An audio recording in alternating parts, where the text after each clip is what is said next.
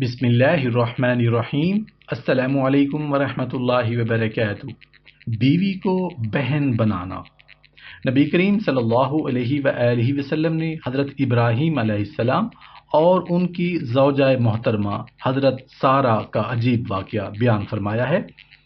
حضرت ابراہیم علیہ السلام نے اپنی اہلیہ حضرت سارہ رضی اللہ عنہا کے ساتھ عراق سے ہجرت فرمائی۔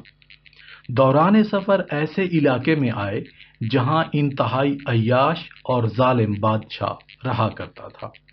اس کے بارے میں یہ مشہور تھا کہ اگر کوئی شخص اپنی بیوی کے ساتھ اس کے علاقے میں آتا تو وہ بیوی اسے پسند آ جاتی تو وہ شوہر کا کام تمام کر کے بیوی کو اپنے قبضے میں کر لیا کرتا تھا۔ حضرت ابراہیم علیہ السلام سے بھی دریافت کیا گیا کہ تمہارے ساتھ کون ہے؟ اب اگر وہ یہ بتاتے ہیں کہ یہ میری بیوی ہے تو جان کا خطرہ تھا، اس لیے انہوں نے کہا کہ یہ میری بہن ہے۔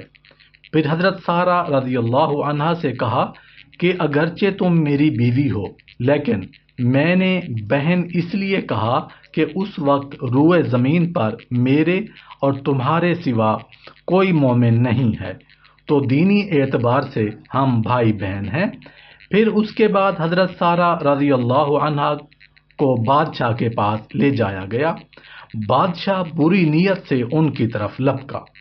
انہوں نے فوراً نماز شروع کر دی اور خدا سے دعا کرنے لگیں، خدایا میرا آپ پر اور آپ کے رسول پر ایمان ہے، میں نے اب تک اپنے گوہر عفت کی حفاظت کی ہے، اس بدبخت کافر کو مجھ پر مسلط نہ فرمائیے۔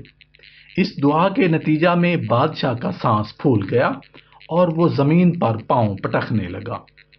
اس کی یہ حالت دیکھ کر حضرت سارہ گھبرا گئیں اور دعا کرنے لگیں کہ خدایا اسے موت نہ دیجیے، اگر یہ مر گیا تو مجھ پر ہی قتل کا الزام آئے گا۔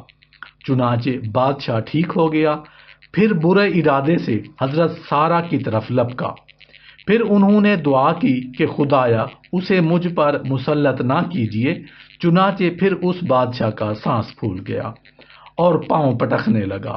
بالآخر جب وہ ٹھیک ہوا تو اس نے حضرت سارہ کو حضرت ابراہیم علیہ السلام کے پاس واپس بھیج دیا اور ہاجرہ نامی باندی تحفے میں دے دی اور اپنے خادموں سے کہا کہ یہ عورت شیطان معلوم ہوتی ہے، نعوذ باللہ۔ اور حضرت سارہ نے حضرت ابراہیم علیہ السلام سے کہا کہ اللہ نے اس کافر کو ذلیل و نامراد کر دیا ہے۔